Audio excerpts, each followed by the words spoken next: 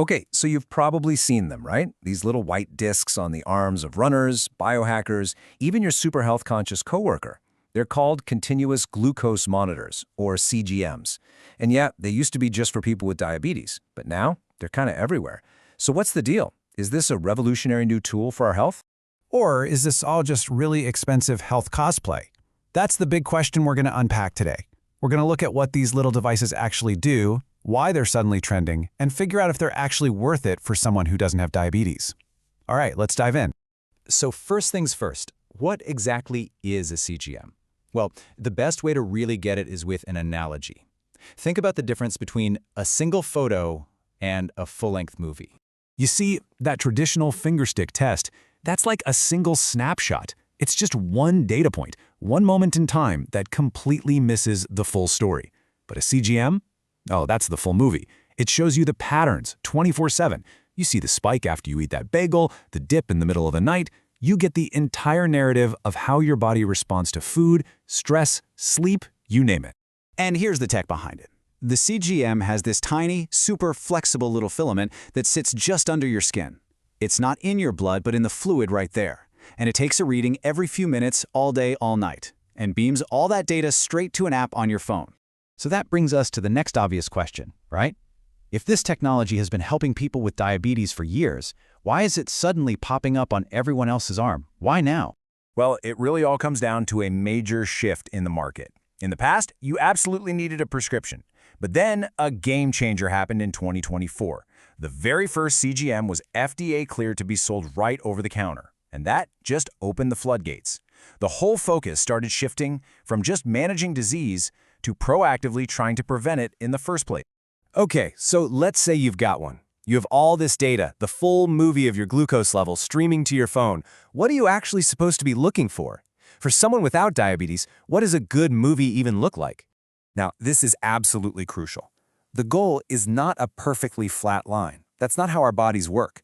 Your glucose is supposed to rise a bit after you eat. The real thing you want to avoid are those sharp, dramatic roller coasters. You know, the huge spikes that are followed by those awful energy-sapping crashes. What you're really aiming for are gentle, rolling hills. And here's what that actually looks like in practice. For most healthy people, studies show they spend the vast majority of their day, we're talking like 95%, within a totally normal glucose range. Those little bumps after meals, the gentle hills, they make up the other 5%. It's really the big, long-lasting spikes way outside of this range that might be a sign of higher metabolic risk down the road. With all this information at your fingertips, the CGM is often talked about as being like a real-time health coach on your arm. But, just like any coach, it has its strengths and it definitely has its weaknesses. So let's break down the pros and cons.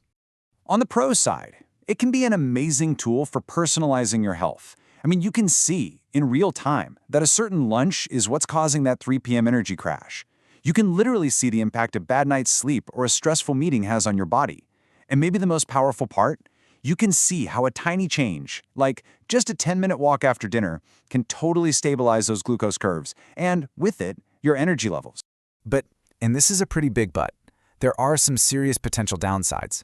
For some people, this constant stream of data can create a lot of anxiety, even an obsession with the numbers. There's a real danger of seeing a normal, healthy spike and misinterpreting it as a sign of disease. Plus, let's be real, they're expensive. This is exactly why they're generally not recommended for anyone with a history of eating disorders or severe health anxiety.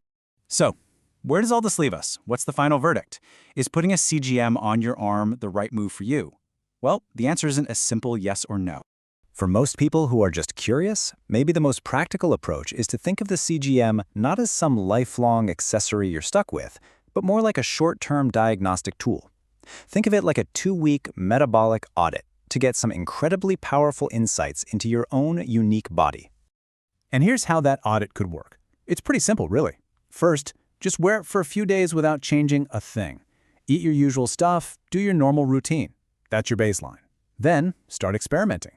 See what happens when you swap white rice for quinoa, or add a short walk after lunch. And finally, analyze the patterns. Don't obsess over every little blip. You're looking for the big picture. What consistently helps you feel good and avoid those energy roller coasters. You know, when you step back, the rise of the wellness CGM is part of a much bigger shift, isn't it? We're moving from a world where we just react to disease to one where we're trying to proactively protect our health. And the big question is this the tool that finally helps get us there? That's definitely something to think about.